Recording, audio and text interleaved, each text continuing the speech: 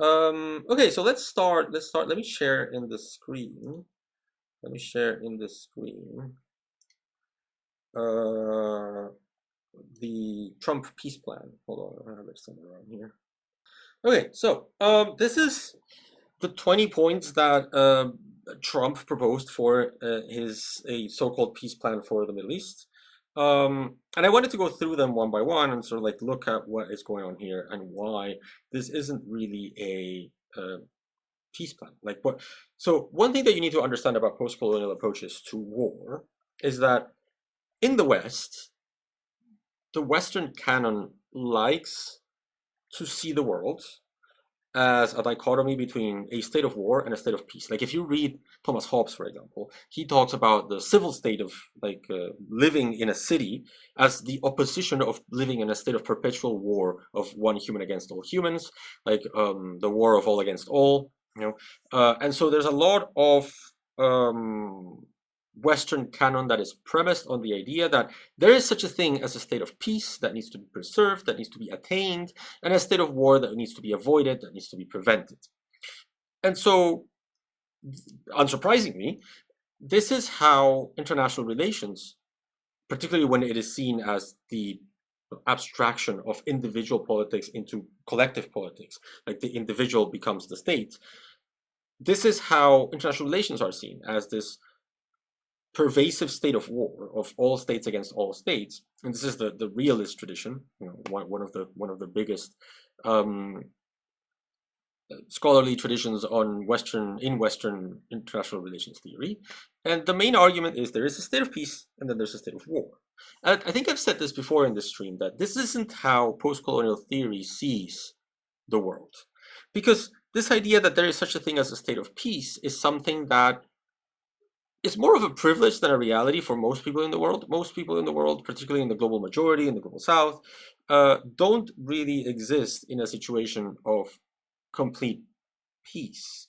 They have existed throughout the decades, throughout the centuries, in a reality that is perpetually violent, because colonialism, as Frantz Fanon will tell you, is perpetual violence. It is always violent. There's no such thing as peaceful colonialism, because colonialism is premised on the notion of subjugation of an other to a situation of inferiority, so that the metropolis can exploit whatever it wants from the colony. Right? This idea that there's such a thing as benign colonialism, that you bring development to the colony, is really only tenable if you don't count centuries of structural violence and the subjugation of a people to a second-class status, which is similar to what happens, like it's exactly what happens in Israel-Palestine, with Israelis living in quote-unquote peace that is quote-unquote disturbed by Palestinian violence, and then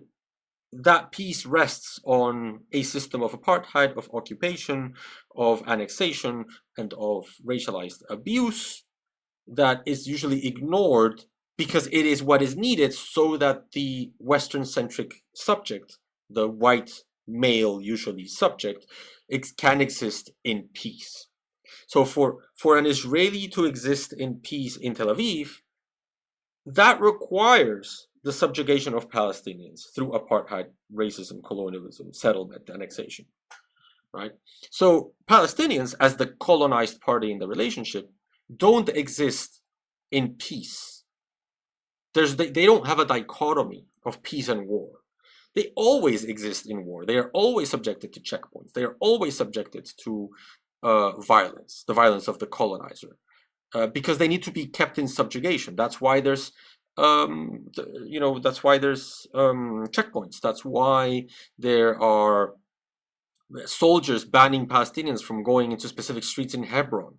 That is why there's settlers attacking Palestinians in the West Bank. That is why Palestinian women who want to give birth need to get a permit to cross a checkpoint to go into an emergency room and give birth. And sometimes they just die because they can never get into the emergency room, to the delivery room.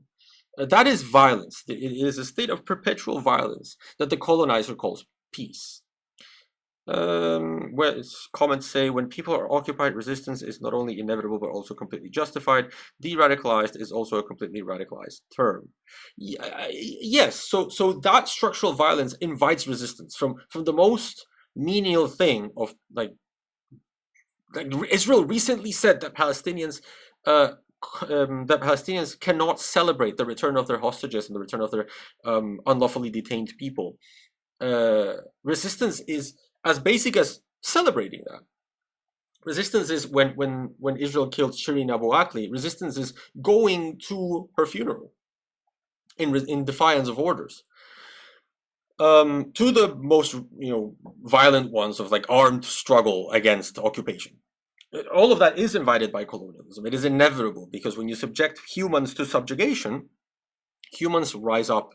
Like no one in their right mind, no human being would accept being in conditions where every now and then, every few months or every few days, a missile kills your children, a missile kills your wife, a missile kills your brother, a missile kills your sister, a missile kills your brother, and then you are told, but you're the violent one, right?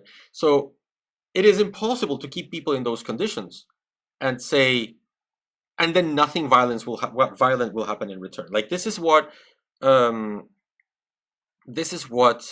the Western canon justifies when it talks about the French Revolution, when it talks about the American Revolution, when it talks about the liberal revolutions of the 1840s. Those revolutions are warranted because they are seen as situations where white people that were the Eurocentric subject, the actual human being seen from Western perspectives, were subjugated, and that cannot be allowed. So the Warsaw Ghetto Uprising, for example, was completely justified because Polish people and Polish Jews were subjected to inhumane conditions that warranted resistance. But the subjugated, when they are from the global south, from a racialized population, when they are Algerians, when they are Vietnamese, when they are Palestinian, they don't get that same kind of treatment because their violence is associated with white fright, the fear of like whites will be then persecuted, whites will be treated as white people have treated non-white populations. That happened in the Jim Crow South, sorry, not the Jim Crow South, the pre-Civil War South in the United States. It happened in Haiti with the Haitian Revolution. It happened in Peru in 1780 with the Tupac Amaru Rebellion. So there is again, an inherent violence to colonialism that never allows the colonized to exist in peace. So Tarak Barkawi, who I think now teaches at Johns Hopkins, but used to teach at LSE as a post-colonial scholar, he wrote an article called Decolonizing War.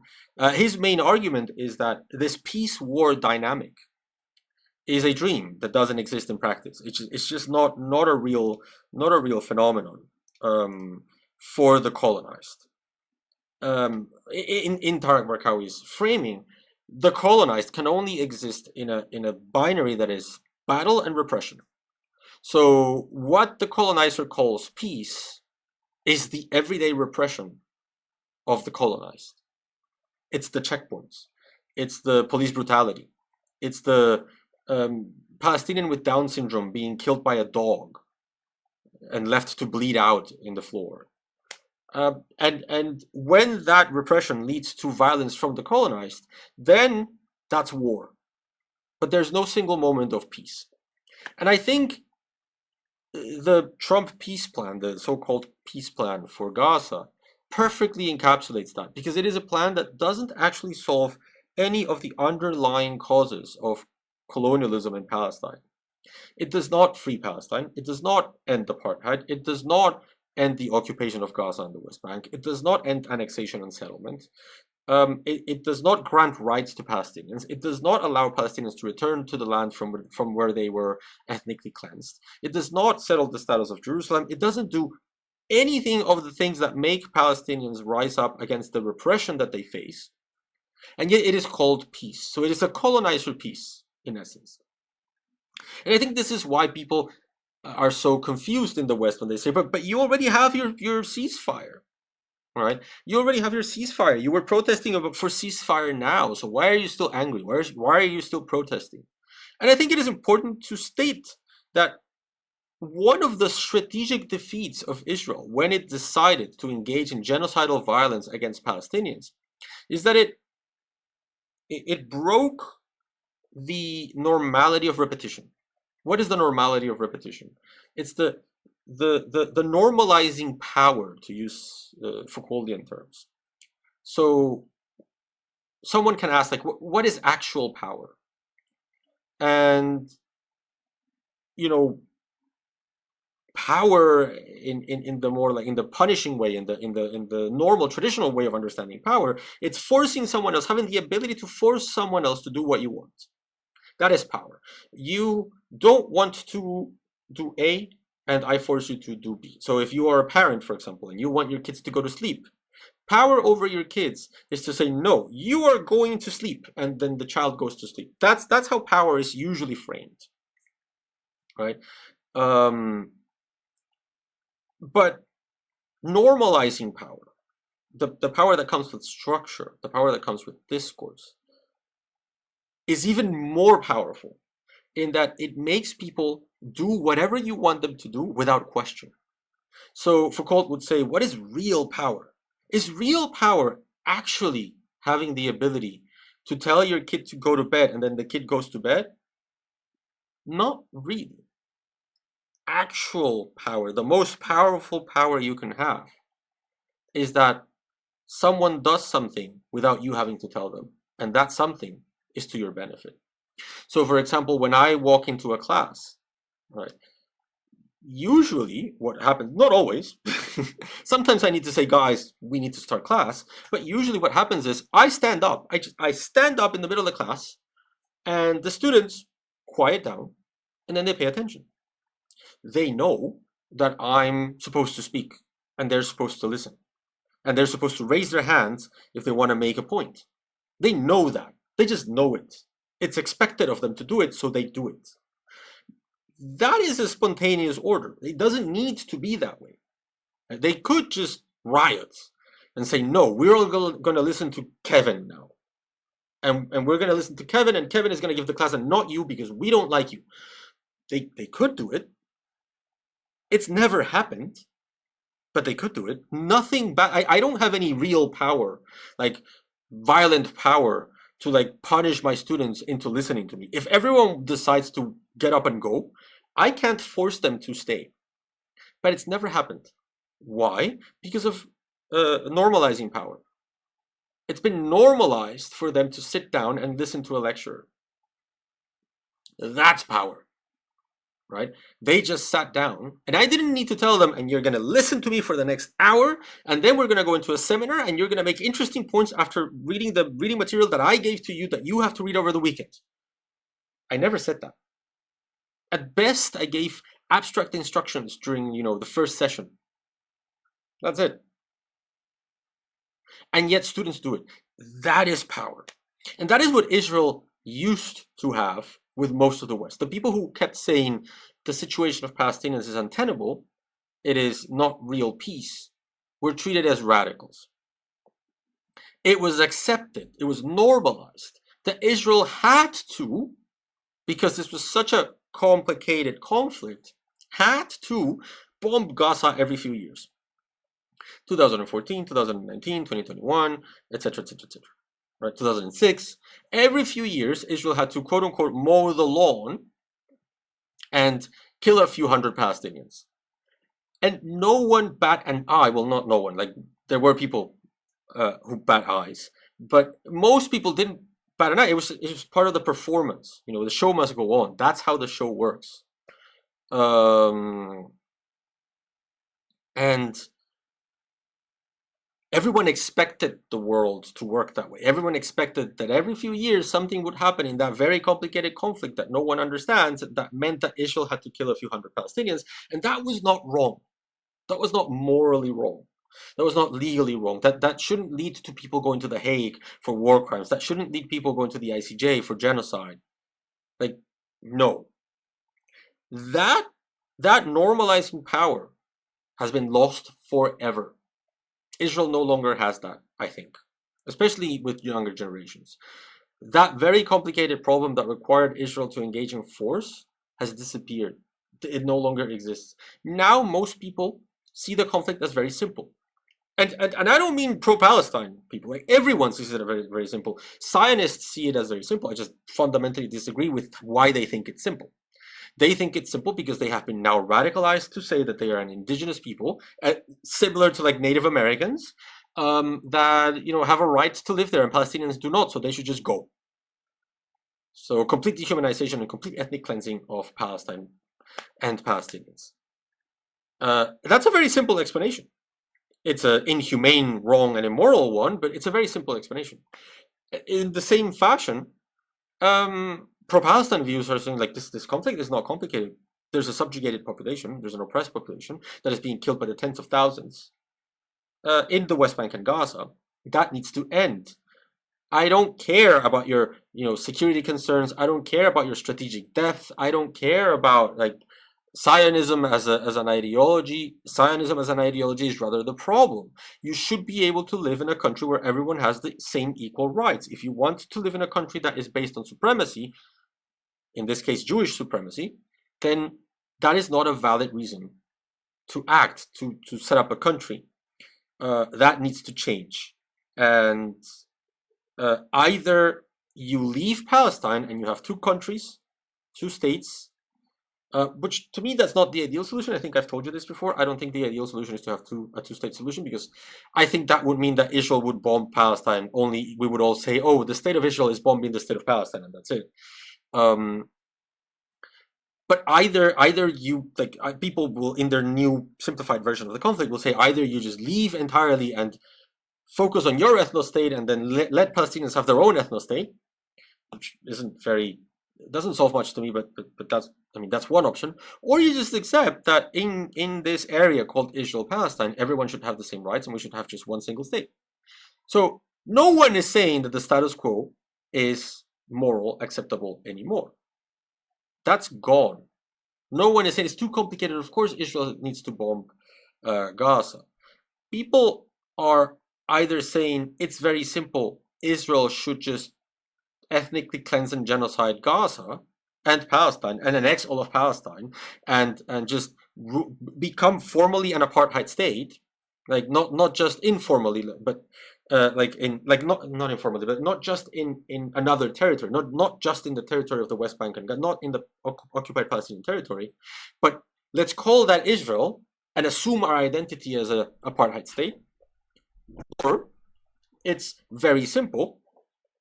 We need to just have a one-state or a two-state solution, right? So no one is saying, oh yeah, we should go back to that peace when Israel was able to essentially mow the lawn and kill hundreds of Palestinians every few years. No one wants that. The more fascist types want to ethnically cleanse Palestine. The more progressive types want either a one-state or a two-state solution. Simple as that. The conflict has become simple in the minds of people, which means that going back to the status quo is impossible. That's not happening. So, if we're not going back to the status quo, for the pro-Palestine camp, for the Palestinian rights camp, just because you stopped genociding, and there's a big asterisk after it stopped genociding because Israel is continuing to kill people in Gaza and the West Bank as we speak, just because you quote-unquote finished your genocide, that doesn't mean that the problem is ended. I don't care what Hamas or the Palestinian Authority or Arab states signed with Trump. Like, this is an argument that I was making earlier on Twitter. If we go back to the 1800s and a slave signs an agreement with a slaver, with his quote-unquote owner, and says, I agree that I will now become an indented serf, like a feudal serf. I will no longer be a slave, which means that I will have access to indented servitude as opposed to being a piece of property. We ever, with our modern sensibilities, say, oh, that is a fair deal because he signed that deal, that slave signed that deal, therefore the problem is solved, he's now a feudal serf, he's no longer a slave, we defeated slavery. No one in their right minds would say that. Everyone would accept that that is a ridiculous deal that doesn't solve the underlying problem of someone benefiting from the free labor of another, right? So we would all accept that in that system, that feudal serf is still, for practical purposes, a slave. Nothing has changed in the dynamic. So we wouldn't grant legitimacy to that piece of paper that says, oh, you're no longer a slave, you're a serf. We would still say, no, no, no, we need to end the structural problem. We need to end the taking advantage of someone else's free labor, either in slavery or in feudal servitude. I don't care about consent in this case because there's something more categorical than consent, which is rights. It's something like that for the Gaza peace plan. I don't care what Hamas signed. I don't care what the Palestinian Authority signed. Of course, they would sign anything that stops the killing of Palestinians in the same way as the slave would sign a deal that means that they are no longer property, as in they can no longer be sold, but they still have to work forcefully for their master. They would sign it. Of course, they would sign it. But that doesn't mean that it is a fair deal, that we don't need to actually address the underlying causes. Right? We don't need to, no one in their right mind should be saying, oh, the Middle East is solved, there's peace in the Middle East, peace on earth, we're done. Right? So that's the status with this peace deal. It doesn't actually solve anything. It's just the colonizers' peace. Right. So just to take a quick look at this, because I need to finish this section of the intervention. This isn't really peace. Like the comments say, peace via Western viceroys. It would be comical if not so serious and depressing. And yeah, it is depressing because people actually promoted this plan as worthy of the peace plan, although maybe it is because Kissinger has a peace plan, so anyone can have a peace plan. A Nobel Prize, not a peace plan. Kissinger has a Nobel Prize, so anyone can have a Nobel Prize. But this solves nothing, right? So the 20 points, I'm going to go through the more relevant ones because I don't have enough time, is number one, Gaza will be de-radicalized terror-free zone that does not pose a threat to its neighbors. It says nothing about Israel not being a threat to its neighbors, even though Israel has been a threat to all of its neighbors for 2 years, if not longer. Right? Israel has bombed every single country in that area, in that general area, in the past 2 years. It's bombed Yemen, it's bombed Lebanon, it's bombed Syria, it's bombed Palestine, it's bombed Iran. It's an ironic position to start.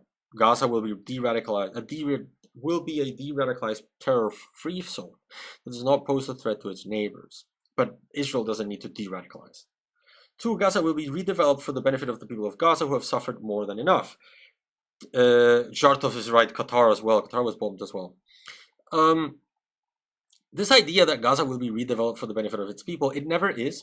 This reminds me of like one example that happened in Peru a long time ago, where a mining company decided to compensate rural farmers in Peru because they needed to be moved away from their town because their town was located on top of mineral resources. And they said, look, we will move you out of your town, but don't worry, we'll build you a new town for your own benefit.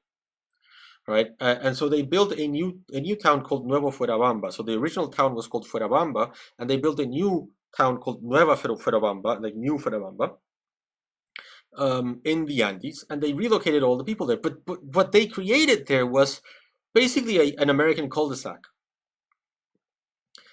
with concrete floor and asphalt, like and sidewalks and stop signs. And these rural farmers were like, wait, where's the farmland? And the company was like, oh, 2 kilometers that way. It's like, what do you mean? My farmland used to be in front of my house. Now I need to go 2 kilometers that way to farm my land? That makes no sense.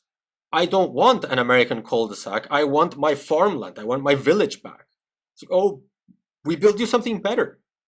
We know better than you what you need. And so the farmers obviously revolted and said, this isn't what we want. And the company was like, well, what do you mean? I've invested so much money. Why aren't you happy? I can't satisfy you at all. You're just troublemakers. You just want free stuff. So this is what happens when like people think that they know better than others what they want. So when Trump and like Netanyahu talk about the Singapore of the Middle East, that doesn't need to, work for everyone. Why does Gaza need to be the Singapore of the Middle East? It just needs to be the place where Palestinians live in the occupied Palestinian territory. This will be basically a capitalistic entrepreneurial effort. That's it. It'll make millionaires some money. So the benefit of the people of Gaza is a very abstract concept here. Both sides agreed to this proposal. If both sides agreed to this proposal, and both sides did, the war will immediately end. It hasn't. Israel is still bombing Palestinians. And mind you, like Hamas is like conducting executions in Gaza right now. So without like what the argument of Hamas is that these are informers that collaborated with Israel. I'm opposed to the death penalty in all its forms. So I don't think that even if you could argue that these people are informants that worked for Israel, I don't think they should be executed. And even in that case, I seriously doubt that due process rules were followed. And I don't mean like courthouse rules. I don't think there's even a courthouse standing in Gaza. So that would be too much to ask. But there are codes of conduct provided by the Geneva Conventions, so that due process can be provided in situations of war. That should have been followed. I doubt that they have. So I do want to point that out, that I don't think that is something that I do think that is something that should be pointed out, but that is different than Israel literally bombing kids in the West Bank and Gaza, like killing children again, over and over again, in violation of this ceasefire. So what will happen is that eventually Hamas will attack Israel, and then they will say, see, Hamas attacked us, and the war will continue. So this was always going to be the case, and this is like the fundamental flaw of the peace plan, right? Israeli forces will withdraw to the agreed upon line to prepare for hostage release. This agreed upon line will become a formal permanent line, because that's what the green line is, right? So there's no way that Israel will continue to withdraw. I don't think so, at least. During this time, all military operations, including aerial and artillery bombardment, will be suspended. They aren't suspended. And battle lines will remain frozen until conditions are met for the complete staged withdrawal. There will never be a complete staged withdrawal. Within 72 hours of Israel publicly accepting this agreement, all hostages alive and deceased will be returned. All alive hostages have been returned, but not all deceased ones, because they are under the rubble. So the fact that this is demanding the return of people that can't be found is in itself a problem. It's giving Israel an excuse to keep on bombing Gaza. 5. Once all hostages are released, Israel will release 250 life sentence prisoners plus 1,700 Gazans. I hate the term Gazans, like Palestinians in Gaza, who were detained after October 7, 2023, including all women and children detained in that context. For every Israeli hostage whose remains are released, Israel will release the remains of 15 deceased Gazans, Palestinians in Gaza. See, this is where, like, I like to be precise. So generally, detained Israelis, the Israelis that were taken in October 7th are hostages because of a simple fact. A hostage is created when someone is deprived of their liberty and then a condition is imposed. Their treatment, their well-being, depends on a condition. If that condition were not there, they would be detained individuals, even if they're detained by Hamas, right? Under whatever argument that Hamas wants to make, security concerns or whatever, if they were just being well treated. But when you say, if you don't do X, like if you enter Gaza, I will kill them, then they become hostages, okay? That is why many of the military hostages are still hostages and not prisoners of war or detained individuals, because the conditions of their detainment is, if you refrain from doing X, Y, if you go into Gaza City, I will kill them. If you try to rescue them, I will kill them, right? that makes them hostages. A prisoner is not subject to execution based on whether the other side does or does not do something. Okay. So usually I refer to Palestinians that have been taken prisoner under the administrative detention rules that Israel imposes on Gaza as arbitrarily detained people. But when this came out, it was very obvious here that Israel had taken women and children after October 7th that they were holding under administrative detention to use as a bargaining chip so that Hamas would return hostages so that they don't need to release valuable hostages. Instead of having to release Marwan Barghouti, they say, I'll release 250 children. I don't know, whatever number, I'm spitballing. From the moment that that is revealed, then these individuals actually do become hostages. Because what you're saying is their detention and their treatment depends, and their eventual release, depends on me getting my hostages out. If that is the case, then security concerns are not the reason for the detention. The reason for the detention and the conditions of their capture depend on a condition, that the hostages are released. That makes them hostages too, at least in my view. So there are some individuals here that are unlawfully detained and some individuals here that are actually qualified as hostages. So I want to make sure that we're using the categories correctly. 6. Once all hostages are returned, Hamas members will commit to peaceful coexistence and to decommission their weapons.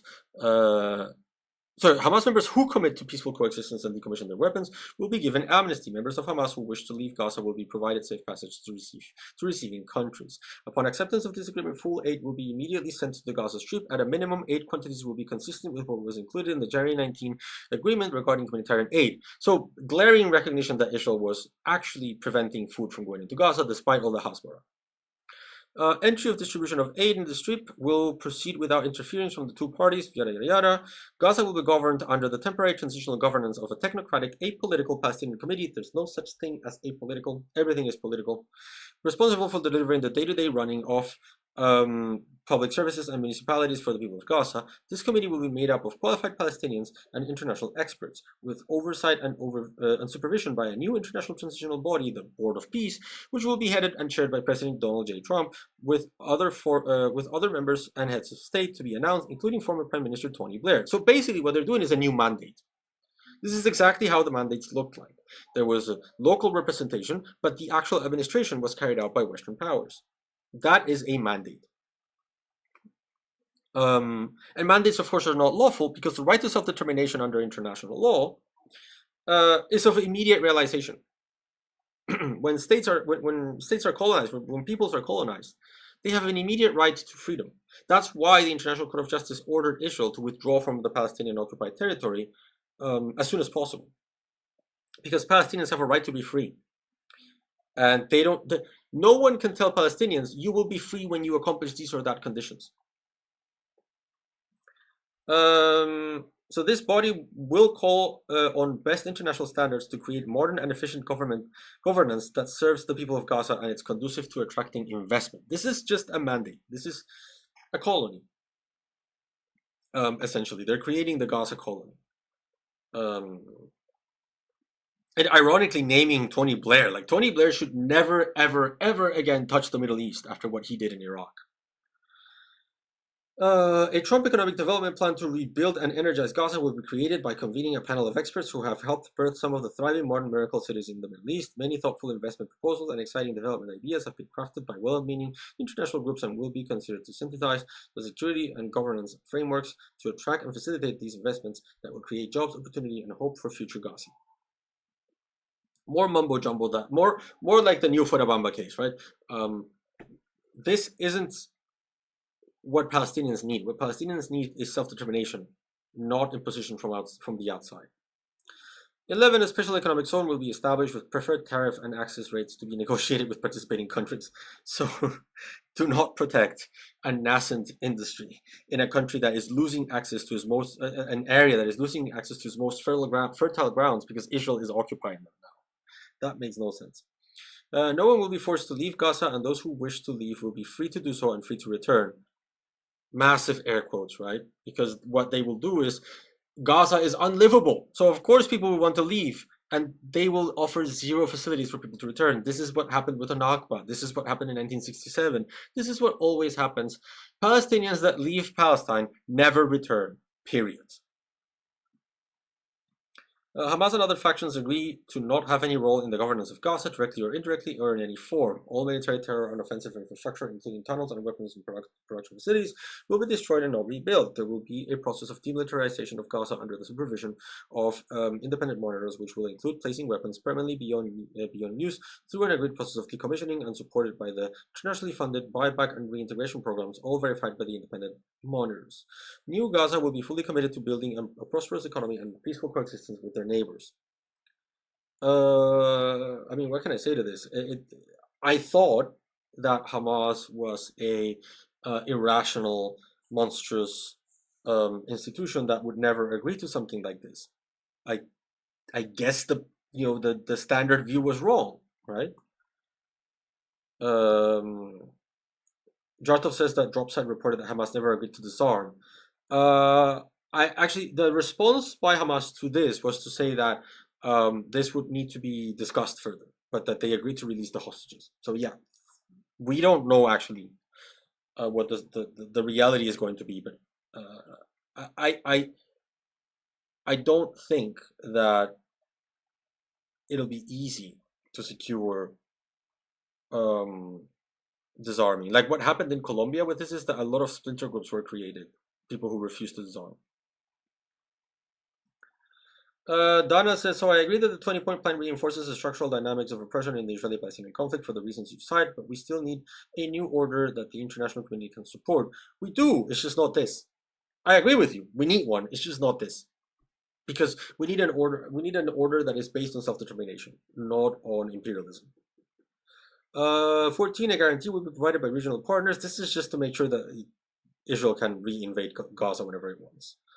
The United States will work with Arab international parties to develop a temporary international stabilization force to immediately deploy in Gaza. I'm not sure that this will ever happen. I'd be surprised.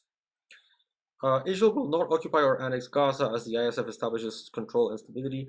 The IDF will withdraw based on standard milestones. I don't think this will ever happen.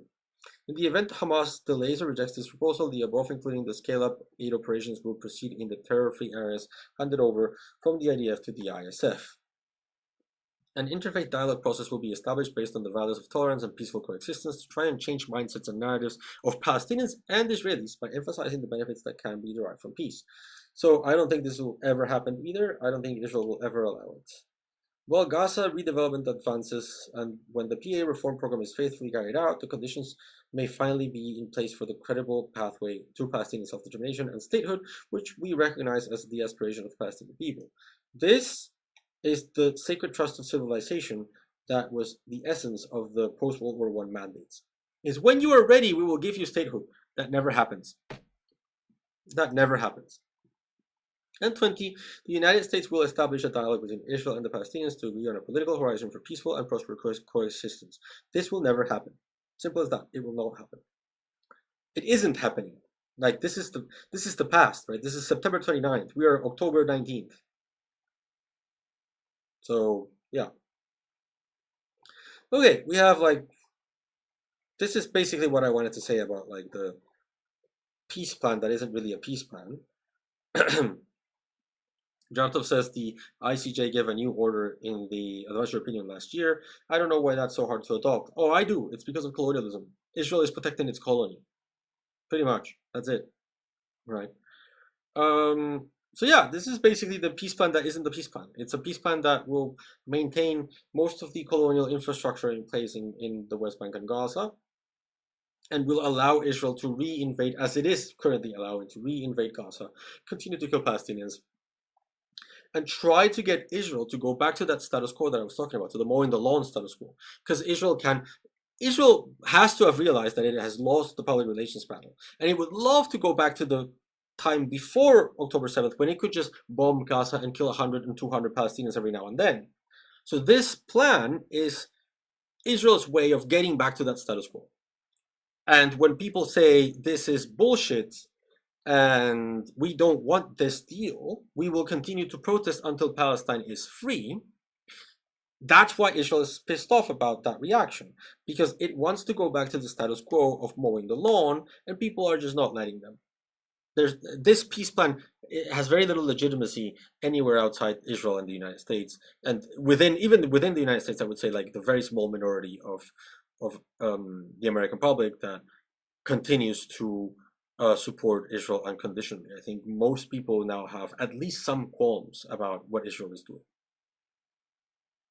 So yeah, that is the so-called peace plan. That isn't the peace plan.